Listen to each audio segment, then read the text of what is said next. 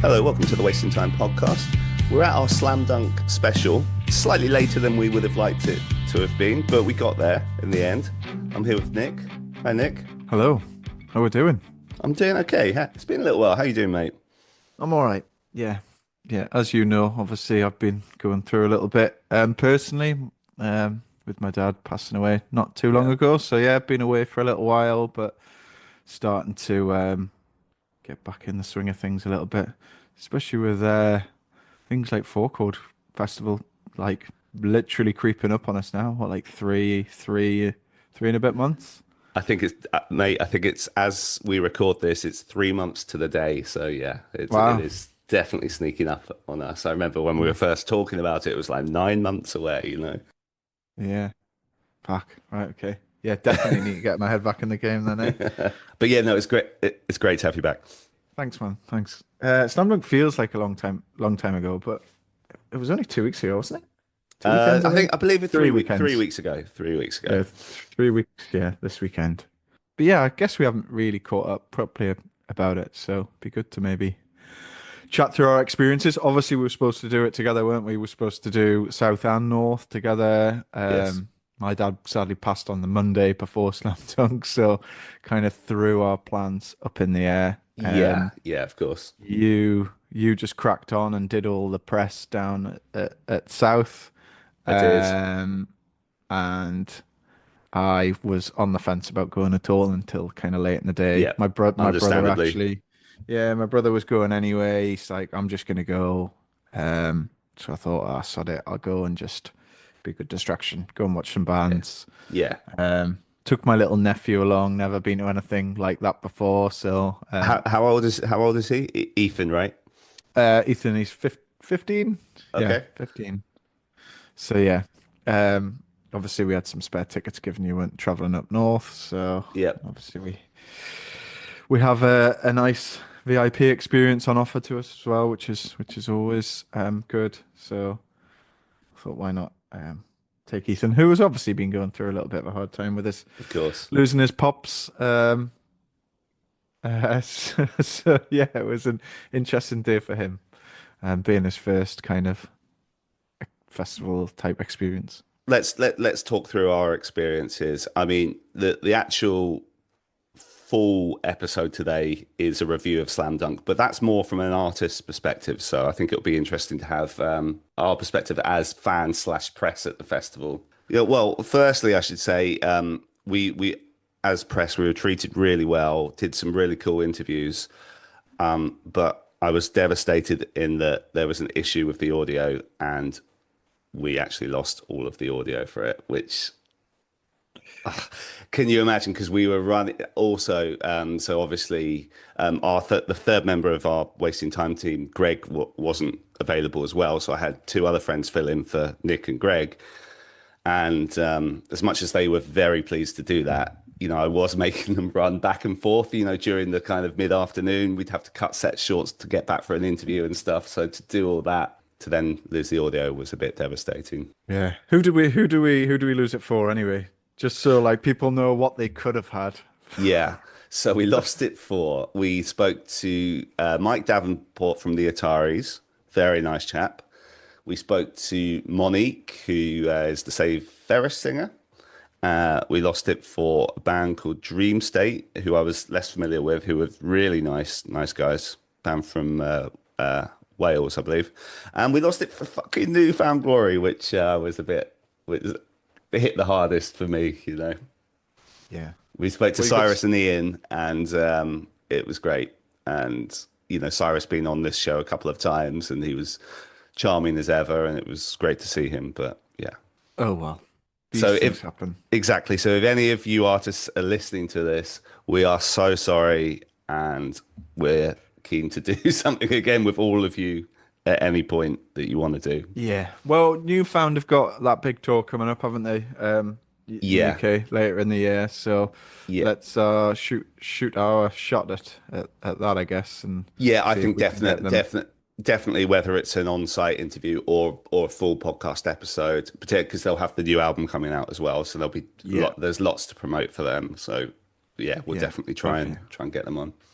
Yeah, and I'm sure we'll be speaking to Homegrown.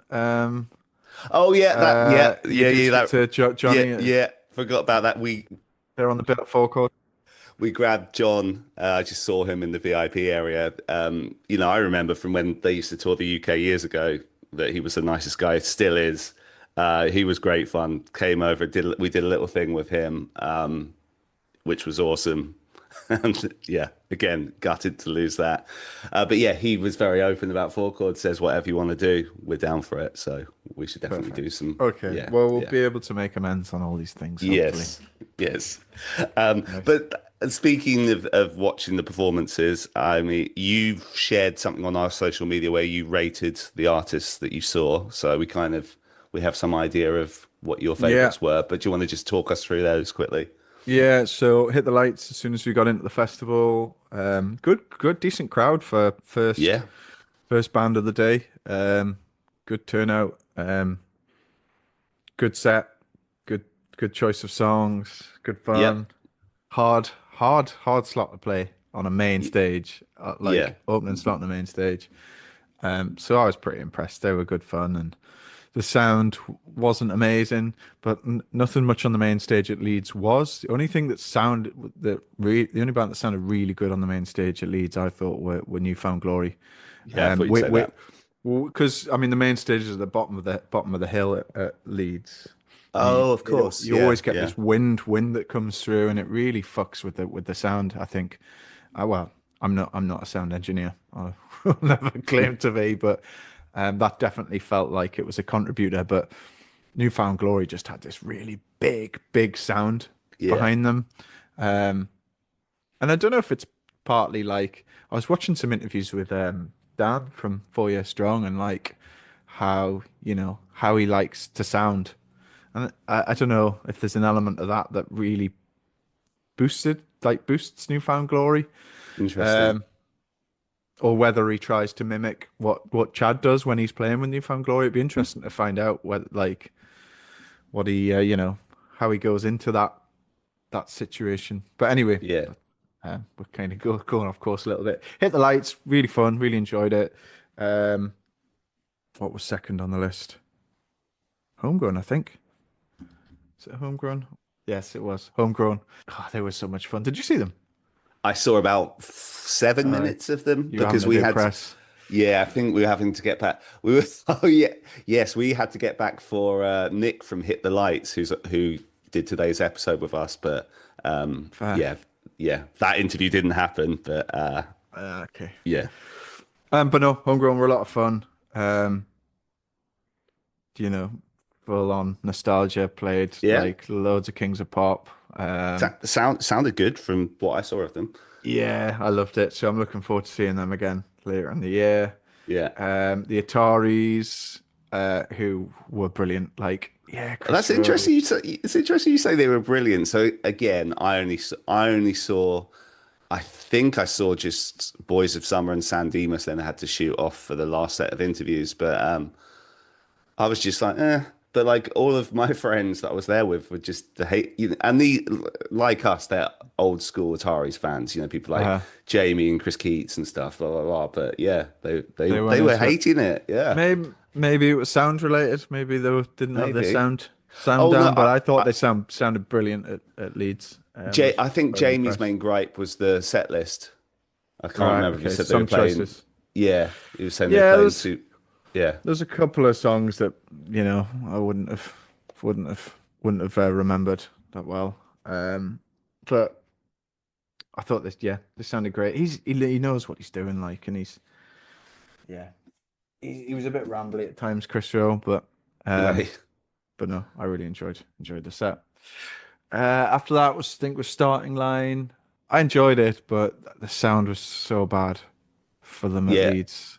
yeah. It Um, wasn't great. It wasn't great at the South one either. They just didn't. And I don't think it was just the wind there. I think it was just an element of them just not really having it down properly. I don't know what they had in terms of like a team with them either.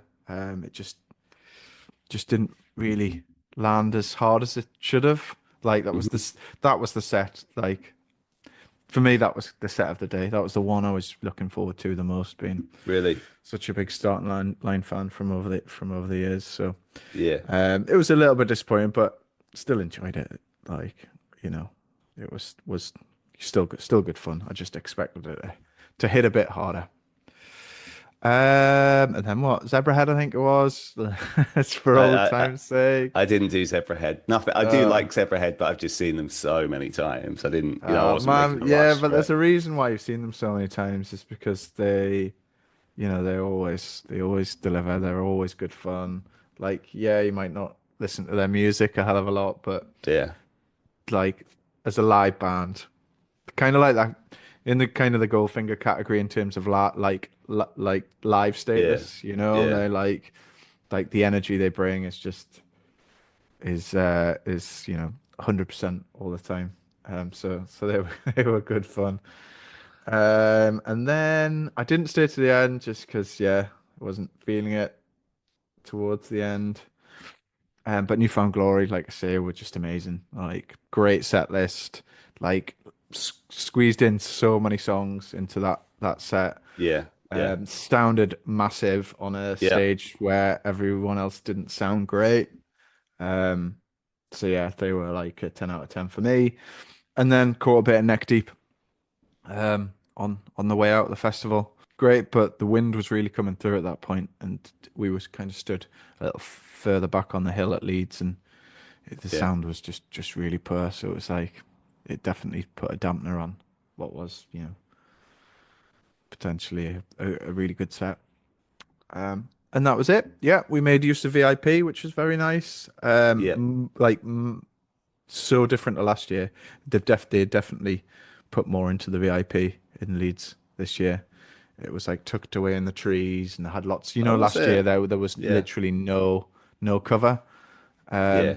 You remember, and it was Yeah. Of raining course. quite Of a course. bit, and there was the only cover that you had was in at the bar in VIP basically. Yeah. But this VIP was like tucked away. I had loads of like marquee type like canopy tents things, loads of toilets, better food vans. Like it was definitely, but it was the thing is it was much busier than VIP last year. So Yeah. Yeah. they've obviously invested more in VIP, but pushed and sold a Pushed lot it, more sold more. VIP. Yeah. Yeah. Did you find there were like queues for the bar and stuff? That's what I found at South. A couple of times. Obviously, I was Yeah. driving anyway, so I wasn't Oh drinking, yeah, so it you weren't wasn't too going much that of a much. Yeah. nuisance. But yeah, I Yeah. mean, it depends what time you were rocking in and out. Sometimes you could get straight to the bar. Sometimes there's a little Yeah. bit of a queue, but Yeah. all in all, like a vast improvement, I think, for those who are fortunate to go to Slam Dunk VIP. But the site was great. Um, the queues weren't too bad for beer in the main festival arena. Food wasn't too bad. Like it was just, I don't think there was any moans or groans from anyone this year, which That's obviously great. is a big deal for Slam Dunk, given they've had a couple of rocky years, didn't they? With stuff like that. But no, top marks to Slam Dunk, the Slam Dunk team. Yeah, and also we should say thank you to Alex at Gala PR, who obviously with your situation, we had to kind of be a bit improvise with what we were doing, and she was just so nice and accommodating. So big thank you for that as well. Cool. What about your day then? Yeah, I mean, I'll not go through Obviously every band because working, obviously doing all the hard work. exactly. I don't want to mirror too much of what you said, but I will say that I agree. Newfound Glory was definitely the highlight of the day. It sounds very similar to the North one. The sound was incredible. Set was amazing. I was lucky enough to see them in Brighton on the Monday, a couple of days later as well, where it was more of the same, but with obviously a few more songs squeezed in. So, yeah, on a big Newfound Glory kick. And obviously, it's great to spend a bit of time with them, even if audio didn't work. But I'm just trying to think what else I saw that you didn't mention there. I watched a bit of Less Than Jake, which was cool. Always enjoy them. And then I kind of moved over for Neck Deep. Didn't watch that much. I'm not a huge Neck Deep guy. And then I made sure I got back. I watched the entire Alkaline Trio set, who I hadn't seen for a long time, I don't think. and that was, a nice mixture of stuff from over the years, as you'd expect. So I enjoyed that. And then I saw a bit of Day to Remember, but to be honest, it was more like walking past on my way home. Right. But yeah, I think that's everything I saw that you didn't mention. Oh, I did see a bit of Hot Mulligan actually, because they came on after Starting Line, and I haven't been able to get into them, listening to them, but seeing them live, just a couple of songs, I thought they were really good. So looking forward to seeing them at Four Chord. And Yeah. then I did make it over for Finch. I mean, we literally got there. They were playing two songs that were just appalling, I thought, which must be from the second record or something. And then they went into Letters to You, which sounded great. And it was like, okay, that's enough of that. There's a lot of people watching Finch. It was crazy, man. Yeah.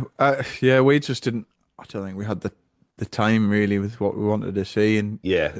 the stage they were on was like the far end of the festival as well. So it's just like, Same at Hatfield. Yeah. You have to walk for so far to get to some of these stages, but that's what comes with the scale of this festival. And, in yeah, a minute, the listeners will hear me talking to Nick Thompson about this, who's it's interesting from his experience because Hit the Lights have been playing Slam Dunk since back in the day, when it was yeah. the smaller venues. So like just when he obviously came and experienced it like this for the first time. But I'll not say too much on that because I'll let him do that. Shall we? You want to get But into it then? yeah, real quick before we do, you went to see Get Up Kids this week. I think Oh let's yes. before we carry on with Slam Dunk stuff with Nick from Hit the Lights. Let's touch upon this briefly. Do you want to just Yeah. tell me and the listeners how that was? Yeah. Yeah. Northumbria University. Probably like I think Get Up Kids are in a bit of a funny spot at the moment in terms of like venue capacity size that they're right for. And I did see Interesting. some of like the tour venues that they're doing, like Leeds, Brundell, and stuff, which is probably perfect for them. And then I was chatting to my brother about it because it wasn't a full room. It wasn't full at all, to be honest with you. But Northumbria Really? University is a big space. And then we were Yeah. thinking, well, where would you put them in Newcastle? And I think it's more of a gap in Newcastle where you've got like small to kind of closer to big. So there's nothing Yeah. really. There's not much in the middle of the road. Uh, We have a new venue yeah. called the Grove, which Robin thought would be better for. But yeah, the the room just wasn't filled out, which I think definitely impacts a gig. I think a little bit Yeah. when it's Yeah. not really like a fucking gig. Where Yeah. you're Yeah. in there with people and it's tight and you're all in it together kind of thing. But yeah, it was the 25th anniversary tour or something to write home about. Um, which Yeah. Oh, yeah. Well, because that's what that was last year, technically, wasn't it? Because that's what they were doing at Four Chord when it was the 25th anniversary. So just them continuing that tour, basically, isn't it? well, yeah, Because but it came obviously in '99, I think. Could be wrong. bloody hell, yeah, a long time ago. And so probably not my favorite album. I think 4 Minute Miles probably my favorite. But it's quite an up and down album as well. You've got your faster songs, your Yeah. I'm Alone a Dotty, uh, Action Action, and then you've got your slower songs, Yeah. what I'll Catch You and all that. So they did it front to back, went all the way Yeah. through, and And can I then just say, of course, I've just remembered when we interviewed them in the run up to Four Chord last year, of course, we were asking about how their set would work because they were saying they're playing the record through and they're saying how long the record is and how long their allotted allocated set time is. yeah, I'd yeah, forgotten it's that. it's they literally had to blast through it, didn't they? Yeah. Uh, so yeah, but they obviously being a headline tour, they managed to squeeze in a good, I think, four or five Yeah. other songs at the end. Don't Hate Me and a couple of Yeah. I other saw big your video of ones. that. What's it called? Campfire, Kansas. It's one of those two that I'm not sure which way around it is, but yeah, they were good. Been out a long time. They're good Yep. guys. Um, yeah, I mean, I'm a fan of Get Up Kids music. They're a bunch of old awkward dudes now who are still going strong, and they said, if we Yeah. can do this for another 15 years, we'll be delighted. So, Fair enough. I do like Matt Pryor, but his kind of dry sort of sense of humor. Yeah, I do find him quite funny. You should book him for one of his home shows. You know, he does those like Yeah, living yeah, room yeah, living yeah. room shows. So yeah, good night. Always enjoy seeing them get up kids. So Great, nice. yeah. Right, should we get into this Yeah, interview I think then? we've Hear from talked Nick. long enough. Yeah, and let's get into me and Nick Thompson discussing Slam Dunk and all things hit the lights. Remind me, where are you based at the minute? I'm around Charleston, South Carolina. Okay, okay. And did you just got home on Friday or something? Was I it got Friday? home on Saturday. Okay. I had a longer trek home than some of the other guys. Oh, did yeah, of course, because you basically you've spent the week in Rome following the festival. Yeah, Yeah, and then I had to saw. fly back into New York, and then it was so dumb, but worth it. Italy was awesome, so it's okay. Yeah, I saw obviously, you text me a little bit, but like your Instagram update so that like you were having a good time. Had you been to Rome before? I can't No, yeah, I think you obviously when I saw you in person the other day, I was asking, I couldn't remember what you said. So that was the first time. yeah, it was the first time, and I'll definitely go back. It was fantastic.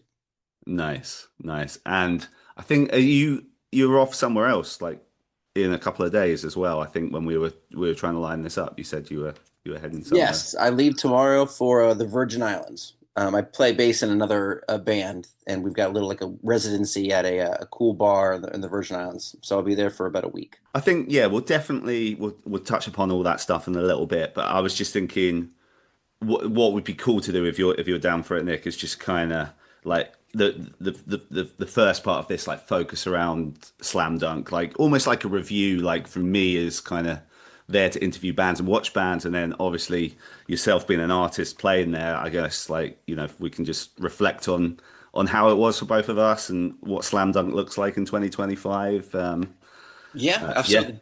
Sounds great. I don't know if I'm going to leave this thing that I'm about to tell you in the final edit, but this is a blessing. That the fact that obviously we kind of didn't cross paths on the Saturday has been a bit of a blessing in disguise because we did a few interviews, one of which would have included you, but then when all the videos came back, the DJIs that we used just hadn't. Even though I thought I'd test them, none of the audio worked, which is Of course, of yeah, course. which is a bit of a nightmare. I mean, these kind of Uh, things happen over the years. We have had little things like that, but yes, it's kind of like a blessing in disguise the fact that I didn't get to speak to you on that Saturday. So it's just like, oh, did you still it, want to do this in this form? So that's kind of yeah, worked out, but. technology is such a nightmare, dude. I'm sorry.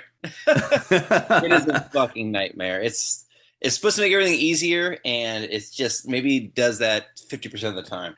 Yeah, but the other half, oh my God, yeah, like my friend who filmed it, like he'd sent, I think it was a Newfound Glory. We spoke to Newfound Glory, and like I thought it was a really good interview. And then as soon as I watched that, I was like, hang on, this is just coming through the mic of his phone that he's filming it on. That's not going to fly. Uh, Yeah, yeah. I guess let's pick up. So we ran into each other at the Hopeless Records thing on the Friday of the Slam Dunk weekend, and then that night you were off to play. You were shooting up to Islington to play with the starting line. yeah, How did that show go? How was that? that was awesome. Um, that was a great show, and I'm glad that we did that because we had kind of a different set where a couple nights before we had played this brewery show. We played a brewery show in the States that was celebrating a beer called Summer Bones. Yeah, Um, yeah. Sorry to so interject. So that was a collab beer that you did. yeah, Yeah, so to obviously honor after that, your song. there was um there was a couple songs from Summer Bones we never played. We're like, well, maybe we'll play them for the show, and it was fun Yeah. because again we never played them, and some of those were our favorite songs. But we had put some of them in the set and stuff, and they were fun to play in the Islington set. But then when we would play some of the older stuff, the place just fucking went crazy. Oh, So interesting. Yeah, yeah, so from that point, I think we all looked at each other and we're like, okay, we need to adjust the set for Slam Dunk a little yeah, bit. yeah. I'm glad we did because everyone had a blast with the set that we came up with. So I'm grateful that we had a little warm up set to kind of realize that. Yeah. I'm sure the set would have been fine without it, but I would much rather people be going bonkers, especially since it's been 9 years since we'd come there. So Yeah. I think so. It was the last time you were over when I think the last time I saw you play UK. I think you were over with 4 Years Strong, maybe. Like that might have been I around think the we last had a time. Or so. slam dunk in 2016. Oh yeah, I was at that actually. Okay. Yeah, and that would have been the last time, and it was a much different festival then. Yeah, I mean we'll come on to that a bit more in a sec, but yeah, for someone who's been playing it for so many years, like it must be interesting to see how it's kind of evolved over the years. I had no idea. I was blindsided, dude. I was So, I mean, I'm curious about like what your setup was at Slam Dunk because like obviously there's bands doing it as a part of the tour and stuff, and people have different kind of crews with them and stuff. Were you guys coming over with a tour manager, or you just kind of was it just you and a couple of members of crew, or like how did that work for you guys? yeah. We just brought our tour manager Anthony over with us, Okay, who went to Rome with us as well. And then we brought over Nate's wife Amanda. She hadn't been over to the UK, so she came and she helped with merch. Bless her soul. okay, Put all of our merch for us. So we had nice. It was 10-day crew, but it was all all family. So it was great. And then our driver Dan Freyer was a gem too. So it was a great crew. nice. Were you kind of like when you arrived at Slam Dunk South, were you kind of struck by how much the festival had grown? Like as you said, 9 years ago, that would have still been at the university campus, I guess, the Yeah. last time that you played. Yes, dude. I was like, I obviously we've been out of the loop for a while. Yeah. So I kind of started getting some hints as we were talking to people and stuff, especially that at the warm up show. And obviously they had massive acts like A Day to Remember closing it out. So Yeah. clearly they've got some numbers behind them to get that kind of stuff in. But Yeah. just pulling in and seeing the carnival tents Yeah. and how big everything was. And again, like I couldn't find the press tent. Like Yeah, I'm aware. I was walking around it. I was tired from walking Yeah. around. I could not believe how massive. It's our crowd, even for a 12:30, Yeah. being like the second band on the main stage. Yeah. That was the most we've played to since like 2009. That was crazy.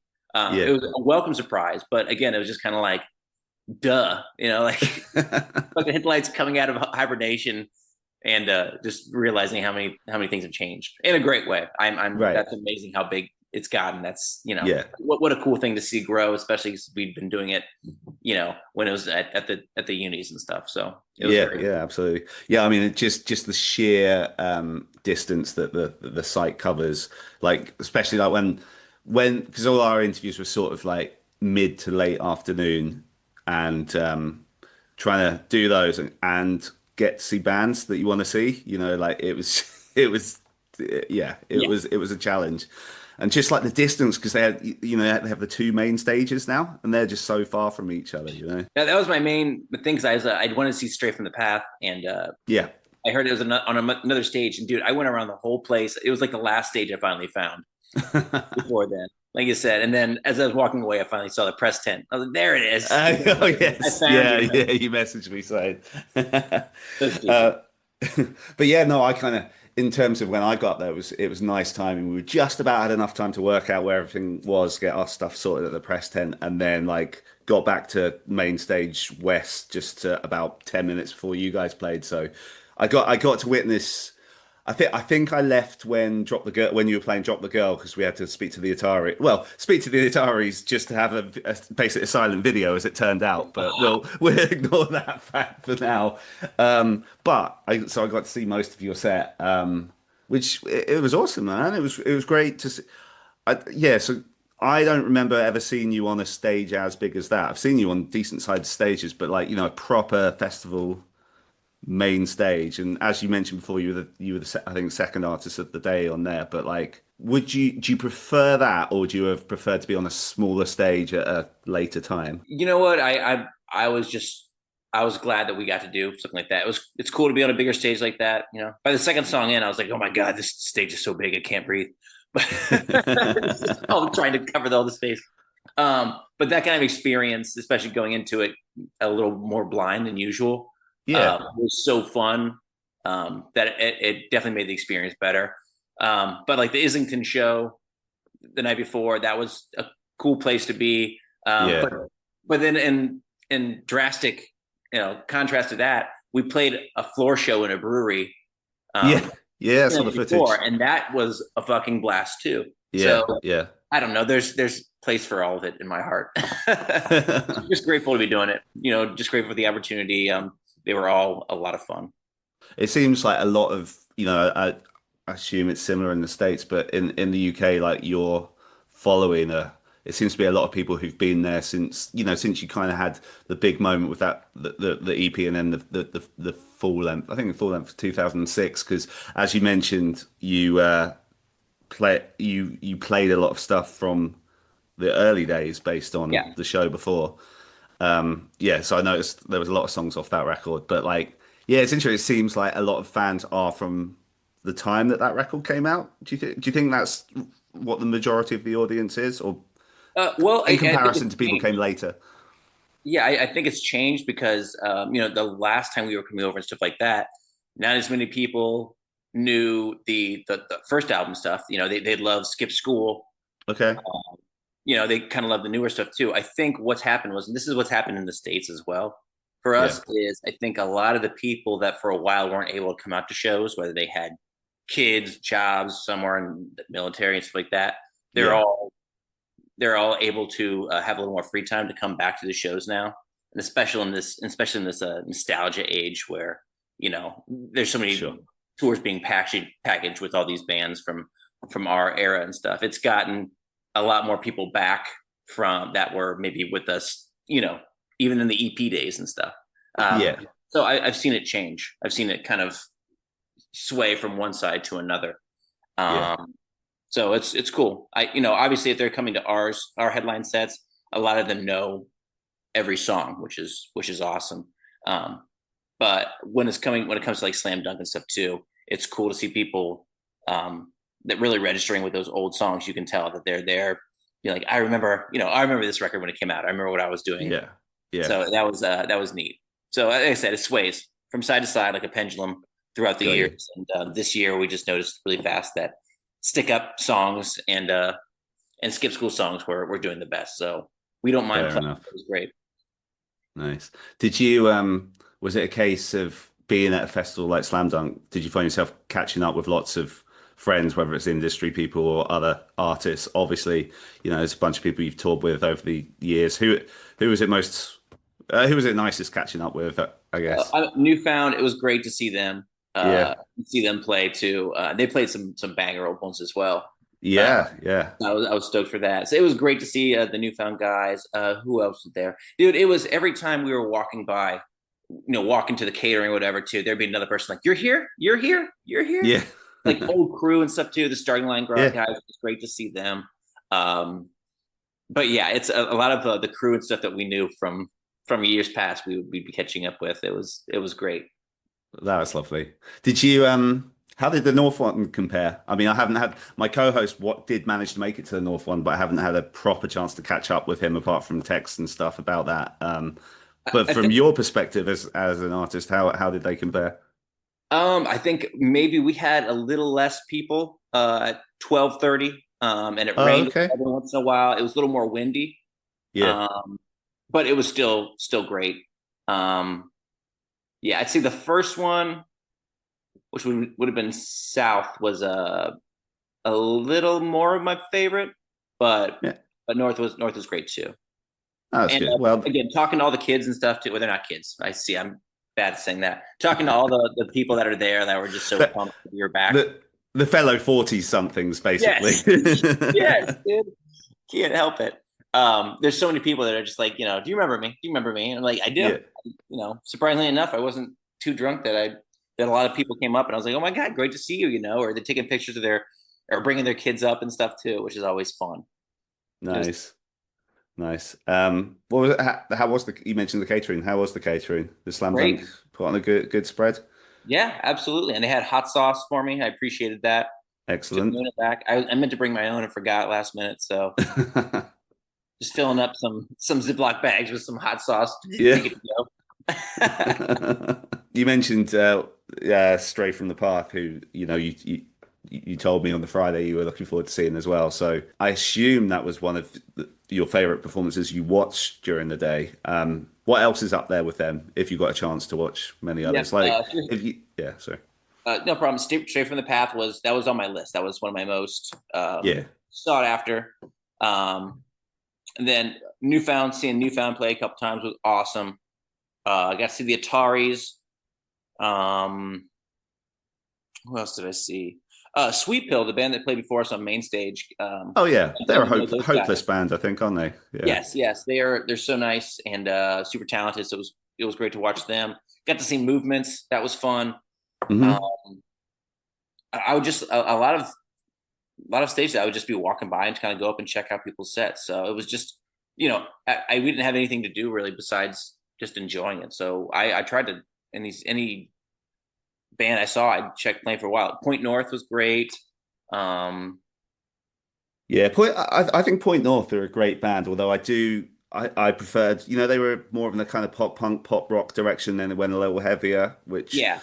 not saying there's anything wrong with that, but it was just like that's less to my taste, whereas I really loved what they were doing before. Yeah, I thought they sounded great. My girlfriend Brandy works for Hopeless Records, so Yes. we walk around, she's like, okay, let's check out this band because she wanted to make sure she was checking out all our bands. Yeah, of course. It was fun to see. Like I love checking out new bands. I love checking out new music. I think you agree. There's like nothing better than, especially when you find a band that you love again. It's like that perfect drug. So I felt kind of like a kid running around because a lot of these bands stuff too I hadn't checked out yet, and I love that. I love. Was there anyone that jumped out that you weren't familiar with? I'll have to look at the list now because there's so many. There were such long days. I honestly, if I had the list in front of me, I could point out because that's all I did was just walk around and listen for like what sounds cool. But yeah, I need to see too many bands, dude. It was overload for me the whole time.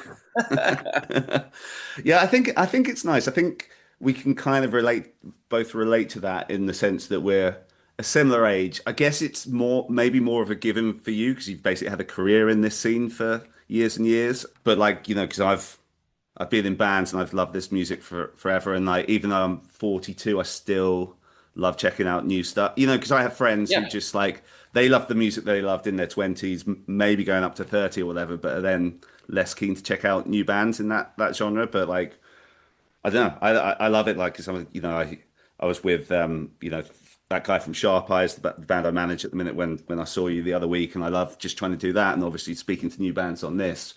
But it's great to hear that you have that enthusiasm. But it makes sense because I know that you've done a lot of writing with younger bands over the past few years and that kind of thing. Yeah, dude, and I like being a musical sponge too. I like taking it in. There's certainly a time in my life where maybe I just get a little jaded or, and there's absolutely like music these days, especially mainstream music, where I'm just like, this is the worst thing this is where I feel like the old guy, because this is the worst thing I've ever fucking heard.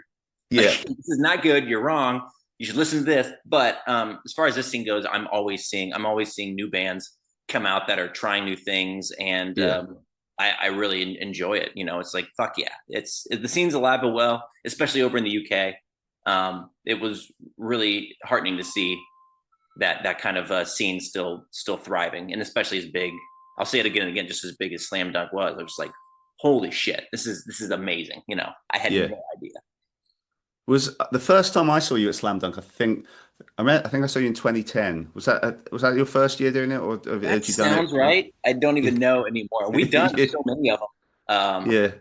And then it was kind of like Radio Silence. I think we got maybe an offer once or twice to do it again, but we just weren't able to do it. And say we're so far removed from the UK from that, it's expensive to get over there. I always get sick over there as well. Still got sick again this time. It just something that happened. So I'm always weary of going over there or how many days we'll be over and stuff, because you probably remember at least once or twice me being over there and maybe being sick or I mean, we probably talked about this when you came on the show a few years ago, but I do remember I think it was that 4 Year Strong tour I alluded to before. When I think it was Ben from was it Fastlane that you spent? Fastlane? Benji Phillips. Shout out Benji Phillips, Fastlane. For like 4 shows with them. I just had to sit. And it's not like I wasn't feeling bad. I just had no Yeah. voice. It's Yeah. this viral chest infection I always get, and there's nothing I can do about it. There's no medicine I can take. I have to let it run its course. Yeah. And Benji Phillips saved us on that tour until I was well enough to get back on stage. So something over there. I don't know. We just don't mix. It's a bummer. I hate it. So I'm glad we were able to, like, by the last Slam Dunk North, the last date, I barely squeaked by that one. I had woke up in the morning. I was like, oh, it's here. I know this feeling. It's just so bizarre. I don't know. But you got through it okay. You must have been relieved once Slam Dunk was done. It's like, okay, now I can just go to Rome and chill and not have to worry about getting sick for my performances. You know? I can sound like a dying cow as much as I want. It doesn't matter. Once bummed out, yes. Singing in a band is not fun. Too much pressure, dude. Too much pressure. Yeah. I think let's pivot a little bit to Hit the Lights stuff. And I'm conscious, like, from when I spoke to you the other week, I'm basically going to ask you a few of the same things that I've asked you already, sure. But for the sake of the show, I'll ask them again. Yeah, you mentioned the collab with the brewery that you did the other day, which is very cool. But what else is happening kind of in the immediate future that you can talk about in Hit the Lights terms? Right now, we've been sitting on 4 new songs that we did last year with Rob Freeman, our best friend and producer who did Skip School and our Coast to Coast. We just worked with him forever. We made it a point last year to get back in the studio with him.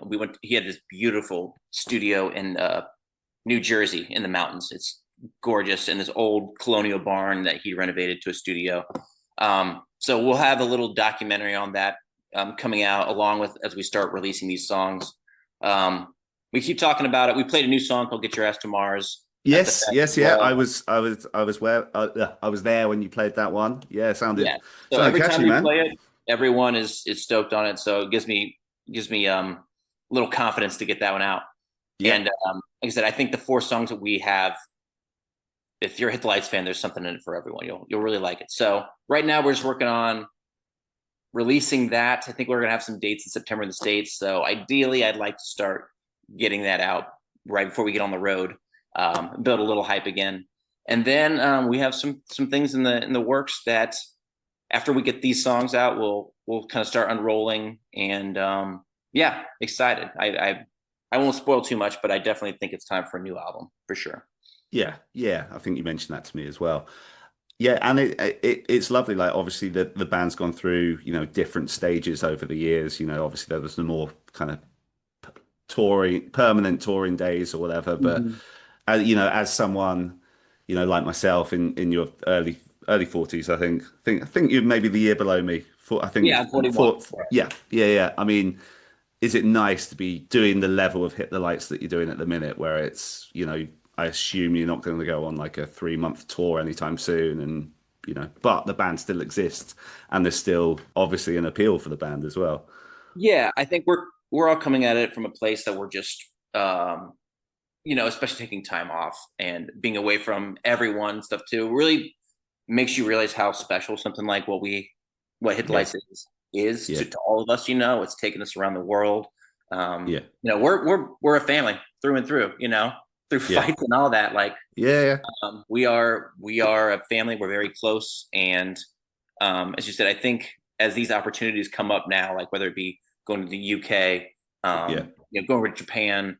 And just playing brewery shows in New Jersey, like on a floor on a whim, we all are coming from a place of deep appreciation and gratefulness that, 1, people give a shit, 2, that we've been able to do this with music that we made in our parents' basements, and 3, that we can continue to do it, you know, while we're watching each other's kids grow up and stuff. It's special, and we're coming from it this time from, you know, a place of just grateful that we're in a room with each other playing music again, and it's nice and it's pure and it's wholesome as hell, and that's I don't know, it's a great, I can't think of a better place to make music from than, you know, from that point of just thanks for being here. You know, is UK and Japan like the markets you historically you did the best in outside of the States, or is there any other territories you used to do well in? Yeah, UK and Japan and Australia as well. Australia is awesome. There's places a lot of people hit us up from Brazil, of course. Yeah. Yeah. That makes sense. Canada has always been great to us too. Yeah. It's a little harder to tour over there. Yeah. Germany, we've never gotten to. Like Belgium, we had an amazing show in Belgium at a fest one time. Was that Grows Rock or something? Yes. Yeah. Correct. Okay. We took the channel. Yeah. Oh God, dude, that travel was a nightmare. Like no sleep for like 2 days. But it really just depends. We almost went to China a couple times. Things fell through. Really? Almost went to Russia before. Things fell through. Nowadays, that stuff I'm a little more weary on, unless we have someone we really trust. Yeah. But the UK has always loved us, and we're grateful for it. Same thing with Japan. And we have people over there that we trust with our lives. So, we show up and they make sure that we get to where we need to go and see cool sites and stuff. So in that aspect, it's really easy to say yes to. So when you're not doing these hit the light runs, what's home life look like for you at the minute? I mean, obviously we've got this band that you're playing in, which is definitely a different direction. Tell me about that firstly. I mean, you told me briefly in person, but I'd be curious So I play bass in a psychedelic reggae rock band called Treehouse from the South Carolinas, North and South Carolinas. That's where we're all from. Yeah. Did you? No. So did you? How that was that just from like knowing people locally, like who you made friends with, or did you ever have a particular liking for that kind of music? And my ex is from Myrtle Beach, South Carolina, where I lived for about 7 years. Okay. But we started dating, and she went to school with Jeremy, the singer of Treehouse. And at the time, I was on the road a lot. Jeremy was on the road a lot as well. So she ended up with Jeremy's girlfriend, Danielle, and they they concocted a scheme where we would live together. So that way they would always be home with the pets and stuff like that. And then whether I'm gone or Jeremy's gone, that way they never had to be home alone. That turned into being roommates for 4 years. We became family, close friends and stuff. And I was a fan of Treehouse anyway. I'd go to all the shows and stuff. But they ended up, COVID hit. Jeremy and Danielle went out. They have an RV, and they pretty much traveled the US in an RV where he would play solo shows and stuff. As things started opening up again, he wanted to start getting back into playing with full band. And it was kind of hard for them to nail down a bass player. And they had a fest coming up, and Daniel called me out of the blue and just said, "Hey, would you be able to play bass, for Treehouse for these couple dates?" And I said, I think my quote back was, "I think you could probably find someone better, but I'll give it a try." So I learned a ton of songs, went out, we just played these little fests, and then kind of just kept happening where Jeremy would be like, "Hey, we have this coming up, you want to play?" I'm like, "Sure." "We have this coming up, you want to play?" "Sure." And we would have so much fun together. They're really good about playing really fun festivals, booking fun things, especially being in an RV. There's a kind of a new angle on touring, because they love touring as well. So, we're checking out national parks, we're camping, we're playing these amazing fests and stuff. And I forgot how much I love to play an instrument and not sing. Okay. I don't like being the front man. I don't like being. Well, of course. Well, hit the lights fans will know that obviously that was not. Obviously, originally you did not start out as the front man. Yeah, and perfectly happy. Happy doing backups and stuff. So with this, especially with Jeremy, who writes really positive, uplifting music and stuff, it's such an easy thing to get behind. I'm Team Treehouse through and through. Where whether I'm playing bass or someone else is, I want to see him succeed because I do believe in him. So. And then slowly but surely, we have a great crew. Everyone in our band, again, we're like family. We just love being together. So it made touring easy. It just made it easier. And as we just started growing. I just noticed we just keep playing these bigger shows, bigger fests, and it's you can see the growth, which is very rewarding. So, I'm grateful. I'm grateful to be a part of it. And like I said, I love playing bass for a reggae rock band. And if you get a chance, please come and see us. I can promise you'll have a great time. Outside of that, what's home life like? What else? Honestly, I've been home for maybe a week or so, Yeah. here and there. It's been nonstop, especially with Hit the Lights starting to have new things too. So I haven't had a lot of downtime aside from I'll Okay. go to the gym. When I have time, I'll open my song shop again or work with different Okay. artists. Yeah. Um, and hopefully I get that chance again. But right now, it's going to be go go go pretty much all summer. Fair. What was the last artist you wrote with? Let's see here. Wrote with a gentleman who has a band in Milwaukee. Oh, Gold Steps. I wrote some new songs with them coming out that are great. Nice. We're Nice. recording those now. A gentleman named Tyler Watley, who's super talented. They didn't have a band name.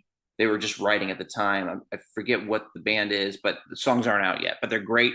They're Okay. awesome. Kind of like movie lights or movie life meets Hit the Lights. I don't know. It's great stuff. I'm excited for Hmm. that. And um, I wrote for a band called Feeble Attempt, who wanted me on. Oh, yeah.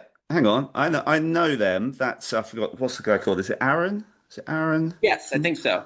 Yeah, because he had a similar podcast to us and like always showed us a lot of love. So we were kind of like friends, via the, Instagram or whatever. And then he created this project where he's done lots Yeah, of he recording. essentially just gets different vocalists from that he's loved over the years. I think he had like Pete from Over It On song. He's Yeah, had yeah, a yeah. whole Peter's a lot. good friend of ours, so that I mean, Oh like Peter, man, big as soon as fan. Peter laid down the vocals, he texted me. He's like, "You're gonna love this project that Aaron's doing."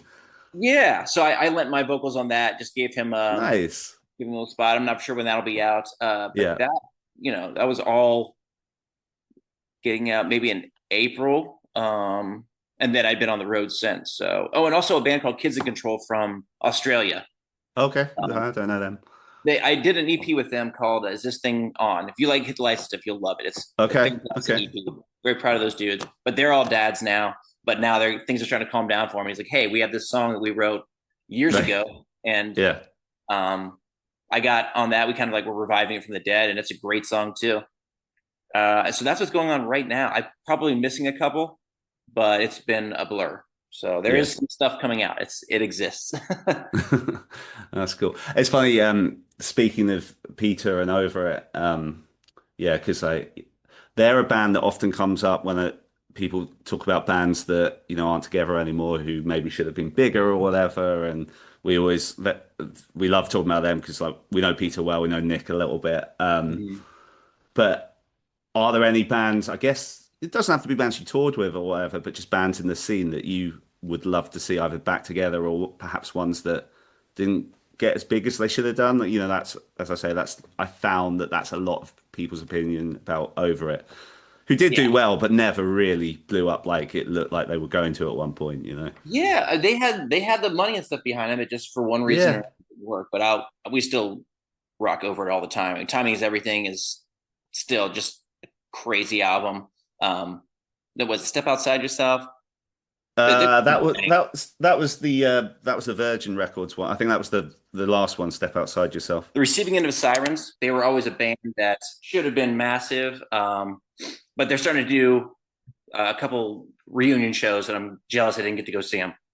But I saw a lot of their shirts and stuff in Jersey, and I was like, oh, I love those dudes. We toured with them a lot. We probably shouldn't have been. We toured with such weird bills when we were first starting. But the fact that we got to see, that band play some of those songs off of like the Heart, Between the Heart and Synapses before the record came out and stuff too, was just mind blowing. I just remember Yeah. how mind blown I was hearing some of those songs, just getting my fucking face melted with that first bam, bam. There's so many of those bands in our life that are just like had amazing songs and stuff, and for one reason or another just did not make it. It's obviously there's more of those than there are of the ones that do make it to those heights. So Yeah, uh, for sure. For sure. yeah, Omar's really good at that. He'll come up with playlists of like bands that we used to rock like in the van and stuff like that too, that we had the CDs of, that we love. Race to the Sun is a big band that shaped Hit the Lights. And now, funny enough, Race to the Sun was a band from Richmond, Virginia. Okay. And incredible band. Like I said, shaped the way Hit the Lights, wrote music for sure. But funny enough, we have Jason, one of the guitarists and songwriters. he ended up going to Japan with us to play guitar when I wasn't able to. And we worked with him on some new Hit the Light stuff. So bringing him back into the fold is a nice, full circle moment too. Super talented audio engineer, and he works in crown molding too. He's a super talented and creative dude that I'm grateful to have in my life. Just Surrender. I love that band. Oh yeah, they've been putting out stuff again, I think, haven't they? Yes. And J Muff Jason, he has a band called With Abandon that I did a split with my Thief Club project. They're a great band. Yeah. Kind of Further Seems Forever-ish. Really fun, intricate music, and I think that stuff's great. But Just Surrender's coming back together. They're doing some reunions of, I think, If These Streets Could Talk, in New York and New Jersey in this summer. So I would love to make it up there and see those shows, but we'll see. I don't know how busy I'm going to be. Nick, I think we can probably wrap this up in a second. Just before we do, is there, going back to Slam Dunk real quick, is there anything that I didn't ask about or comes to mind for you that, happened last weekend, or, have we covered all the major points? I don't know. We got sunshine. It was awesome. For the most part, there's beautiful weather. We got sunshine. Could not complain about that at all. Your countryside was beautiful. It was just, you could tell those spring greens were out. We got to stay in castles and stuff. Instead of hotels this time. Shout out to Anthony LaSala for finding us the most bizarre, amazing places to stay. So it was, and then Heathrow, getting to Heathrow at like 9 p.m. It was like ghost town. It was incredible. It was awesome. Yeah. So there were a lot of positive things that happened this time that I'm grateful for, especially sunshine. I love me some sun. So I'm grateful that we got to enjoy that in the UK with you guys. Who do you think should headline Slam Dunk next year? I mean, put Newfound on again. They can always do it. Seeing those crowds for Newfound is just, heartwarming. Just seeing all those people just screaming so you could barely hear them is cool. Yeah, I find like where they were on the bill, there were, I'm not going to necessarily mention any names, but they should have been higher up that bill than they were, I think. Hey, I was happy. It worked well for me. Like I was I didn't have to stay as late, but I don't know. I feel like, well, I guess like other bands do maybe have gone on to do bigger numbers, but to me, it feels weird, that some artists were higher up the bill, Yep. I don't know. Like I said, I'm an artist that played at 12:30, so but 4 Years Strong, I'd love to see them again. Yeah. I always love seeing those guys sing and play those riffs at the same time and just realize how untalented I am. I mean, they are. It is nuts. Their skills. It's impossable. They are the exact opposite of Hit the Light. Just giant men, burly beers that are just riffing and singing, and then there's me, like 5'8", like just happy and singing because I couldn't play the riffs that I wrote in the studio. Don't sell yourself short, my friend. But yeah, no. I remember last time I saw 4 Years Strong, they did four chord in Pittsburgh last year, so we did a little interview with them first. But like, it was maybe the hottest day I've ever experienced anywhere in the world. It was insane, but Dan and Alan still turned up in their chinos, couple of layers, just they cared more about looking cool than like all of us who just barely, could barely surviving in shorts or whatever. And then obviously go on stage and rock out how they do. Yeah. It's just like, wow, that's impressive. I will say there's an artist that we all love coming back around the four chord, I guess, timing, and I think we might be doing some shows with them, but I can't talk about it yet. But once you hear it, you'll be very stoked. It's one of our all-time favorite touring buddies and stuff. So looking forward to it. I guess like a final kind of Hit the Lights general question. Like Hit the Lights, we're going on a tour with 3 artists, and the artists, who would you pick? Probably Set Your Goals. Nice. At full court this year. I Am the Avalanche. Just Surrender would be a great one. Who else? Again, Receiving Them Sirens, to see them play again every night would be an honor. I haven't seen All Time Low in a long time, so it'd be nice to see those guys. Yeah. And then Newfound, always, one of my favorite bands. So seeing them play, I forgot how much it warms my heart, especially when they're playing stuff from like self-titled and stuff. I'm just like, Yeah. I went down thanks to for everything, guys. they did a show, like you did on the Friday. They did a one-off show in Brighton on the Monday, which I went down for as well. So it was nice to see them play an extended set with some other deeper cuts. Yeah, and they're always so good about that. Anyway, they always bust out some deep cuts, so I'm grateful. But especially for like a Better Off Dead, I was just like, yes. Oh yeah, so good to hear that. I've got Takes the me right back tattoo to of when I that. was 17, man. Yeah. I always I have a rare thing with them where I would actually like to hear some of the deeper cuts from the newer records, which I understand why they don't play them, because obviously people want to hear the hits and the older stuff. But I think they've got a lot of gems on like the last few records that I've never heard them play live. But yeah, it's a gentle dance, and there's nothing worse than like getting on stage and playing some songs and like losing a crowd to a couple songs. You get that interaction back with people and stuff. It's very much a drug, and you want that. And especially when you don't come over a lot and stuff. I understand it. I remember when we were on tour with Newfound during Coming Home. Yes, I remember that was early November as well, wasn't it? Yeah, we love that record. And Cartel again. Shout out to those guys. Love those guys to death. Yeah, just re-recorded Chroma as well. Yes. Yeah. I'm excited to see them. Hopefully they'll come around my area. They never do. No one comes around Charleston like ever.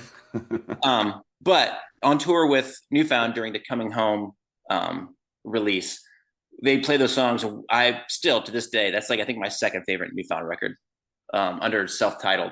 But people weren't as stoked for the newer songs as they were for the old stuff, and they were getting so bummed out on it. And I remember being bummed for them. It's like, dude, look, I love these songs. I love when you guys play it. You're not wrong. These songs are fantastic. But you get in your head and you're just like, well, I don't want to make a show that no one's going to enjoy, that kind of thing. So I understand it. I've seen it from all sides. Yeah. It's a dance, man. It's a dance. Of course. No, I completely, I'm not criticizing them for not playing the songs. I just, it's weird to be in a position where you want an artist, to play like some newer material, because normally it's like, oh, I want to hear the older deep cuts, but it's how it goes. Can't please everyone. Yep, exactly. So just go for the biggest chunk of people you can please, and hope everyone has a good time. That's it.